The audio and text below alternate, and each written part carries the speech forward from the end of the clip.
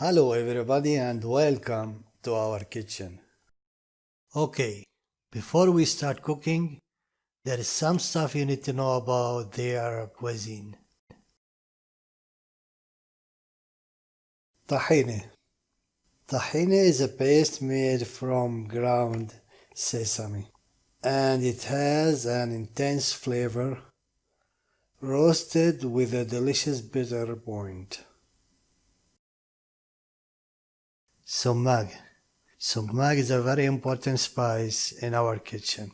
It has a dark red color with an intense acid flavor like a lemon. Zaatar. Zaatar is a dry herb grounded into powder and mixed with salt, sumac, and toasted sesame seeds. You can eat it with pita bread and olive oil, or you can make a pizza from it with olive oil too, or you can use it in other stuff. Burgul. Burgul is prepared from good wheat grains. They cleaned it and they put it to dry, then they crush it with manual or machine mills. Samid or semolina. Semolina is the coarse flour, slightly ground, that comes from wheat and other cereals. Dairy. The dairy products are very important ingredients in Arabic kitchen. For example, Laban. Laban is a natural yogurt with an acid flavor.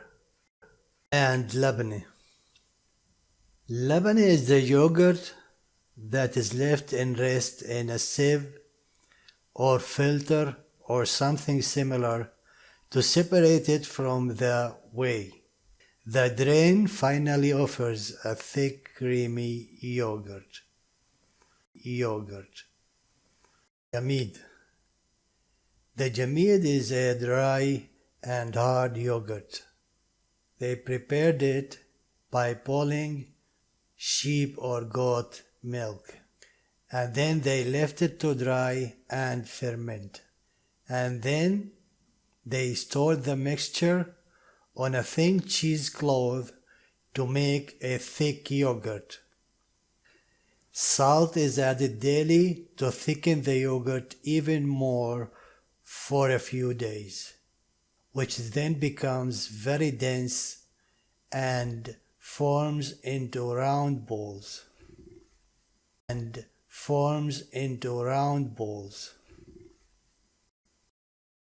in our kitchen we use a lot the pickles, and as you can see there is a lot of varieties of it. Olives is an important element in our kitchen, especially the Palestinian kitchen. Olive oil. A kitchen without olive oil is not an Arab kitchen. The Arabic bread, you already know. Also in our kitchen we use a lot the nuts, like almonds, pistachio, walnut, and others.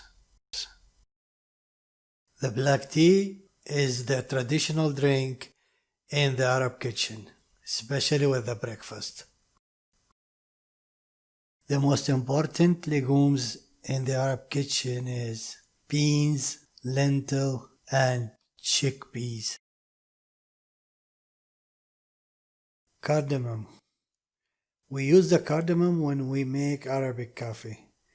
It gives it a good smell and a nice taste. We also use it when we cook meat as a spice. Besides the beef meat, we eat a lot the lamb meat and the goat meat. Pork is forbidden.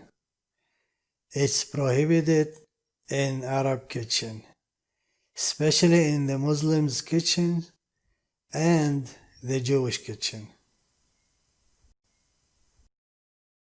My friends, this is all for today. Thank you, and let's do some cooking.